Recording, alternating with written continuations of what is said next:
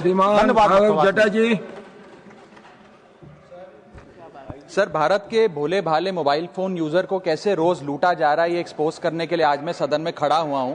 Sir, जब एक user अपना मोबाइल फोन रिचार्ज कराता है तो उसे अपने रिचार्ज प्लान के हिसाब से डेली की डेटा लिमिट मिलती है, 1.5 GB, 2 GB या 3 GB प्रतिदिन।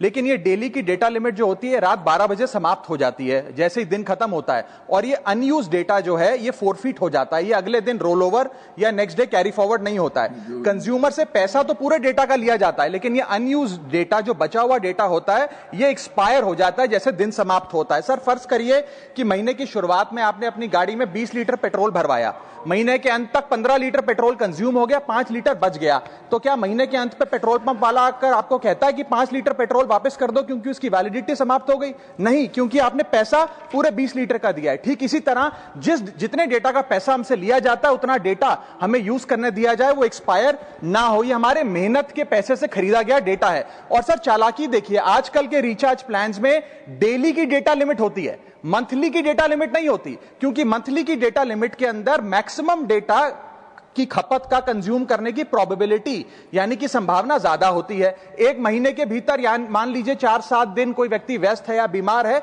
लेकिन बचे हुए दिन में या जब उसकी छुट्टी होती है वो ज्यादा डेटा कंज्यूम कर सकता है। इसीलिए मैक्सिमम डेटा मंथली प्लान में कंज्यूम होता है। इसके चलते आज टेलीकॉम ऑपरेटर डेली की डेटा लिमिट वाला प्लान पुश करते हैं। सर, आज इंटरनेट सिर्फ एक एंटरटेनमेंट या मनोरंजन का सोर्स नहीं है, यह एक प्रकार से हमारे जीवन के लिए एसेंशियल बनता जा रहा है। It is like digital oxygen, हर चीज के लिए इंटरनेट चाहिए। और इसीलिए आज करोड़ों भारतीयों का जब लाखों जीबी डेटा रोज एक्सपायर हो जाता है, अनयूज्ड बचा हुआ डेटा, क्योंकि उसकी वैलिडिटी समाप्त हो गई, तो यह सवाल अब सिर्फ डेटा का नहीं है सर, यह कंज्यूमर राइट्स का सवाल बन चुका है। इसीलिए मेरी 3 स्पष्ट मांगे आज सदन में। पहली मांग, यह नियम बने कि डेटा कैरी फॉरवर्ड यानी कि डेटा रोल ओवर की सुविधा हर यूजर को दी जाए, यानी कि दिन के अंत पे आपका जितना जीबी डेटा बच गया वो अगले दिन के आपके डेली के डेटा पैक में जोड़ा जाए, वैलिडिटी के साथ समाप्त ना हो। दूसरा पॉइंट, अगर महीने के अंत में काफी बड़ी मात्रा में आपका डेटा एक्यूमुलेट अगर हो जाता है, बच जाता है,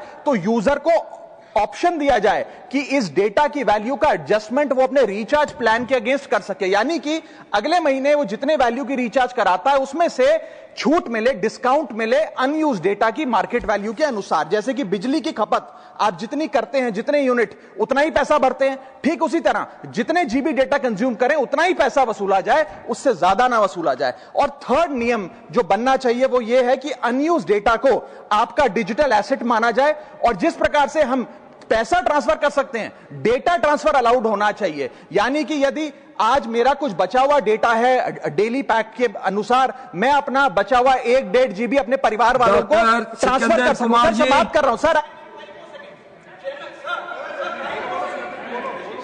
सर, आपने हिमाचल प्रदेश के कांगड़ा और हमीरपुर जिलों को जोड़ने के लिए बसंतीपट्टन और खेरी के बीच ब्यास नदी पर दोहरे लेन के पुल के निर्माण की अवस्था पर बोलने का अवसर दिया।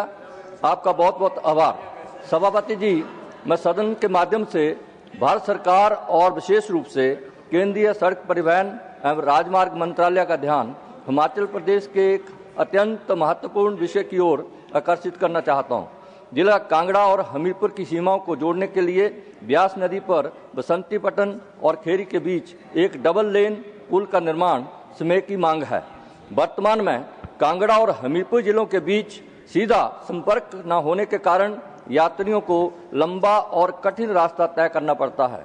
बसंतीपट्टन और खेरी के बीच का यह क्षेत्र भौगोलिक रूप से एक दूसरे के करीब होते हुए भी ब्यास नदी के कारण बटा हुआ है। एक आधुनिक पुल के अभाव में स्थानीय जनता, छात्रों, मरीजों और व्यापारियों को भारी असुविधा का सामना करना पड़ता है।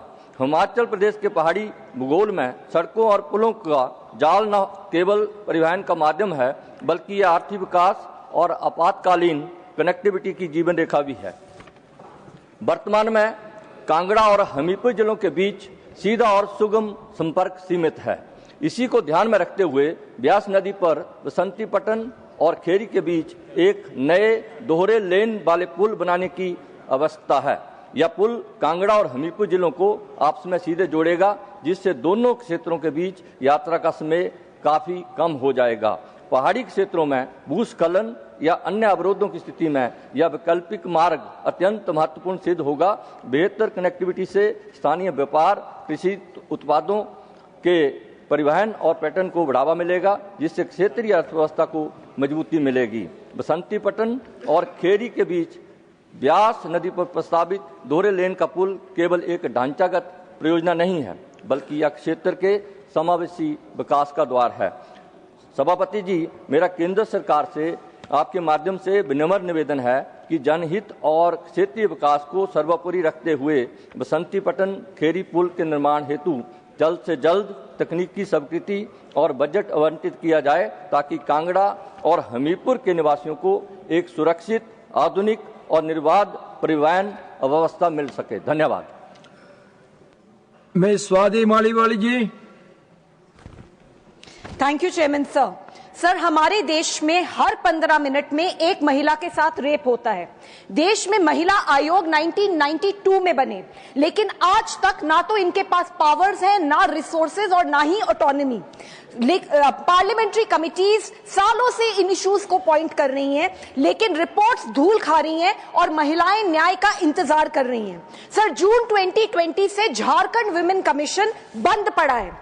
आज दिल्ली महिला आयोग का भी यही हाल है। पिछले 2 साल से वहां भी ताला लगा हुआ है। सर, जब न्याय की संस्था ही बंद हो जाएगी तो महिलाएं कहां जाएंगी?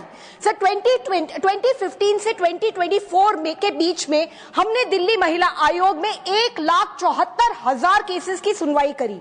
हेल्पलाइन में 40 लाख कॉल्स अटेंड करे। रेप सर्वाइवर्स को 2 लाख कोर्ट हियरिंग्स में असिस्ट किया। हजारों लड़कियों को विक्टिम कॉम्पेंसेशन दिलाई।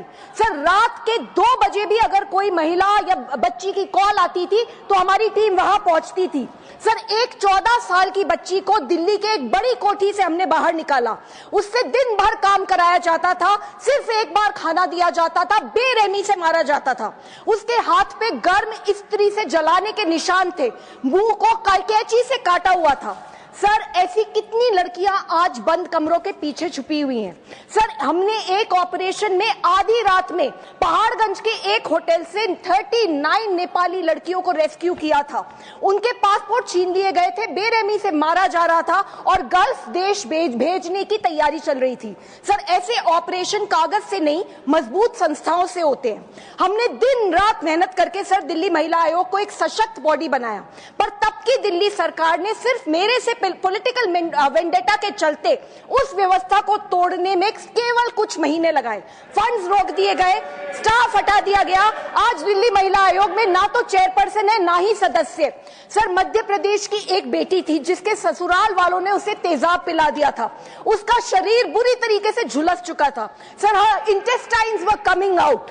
मरते समय उसने मेरी तरफ देखा था और मुझे कहा था, दीदी मुझे न्याय जरूर दिलवाना। सर, आज वो केस भी दिल्ली महिला आयोग की हजारों फाइलों की तरह धूल में दब गया है। सर, केंद्र और राज्य सरकारों को तुरंत महिला आयोगों के सभी खाली पदों को भरना चाहिए। दिल्ली महिला आयोग को फिर उसी शक्ति और संकल्प के साथ खड़ा करना चाहिए। Question number 316 doctor Bhim Singh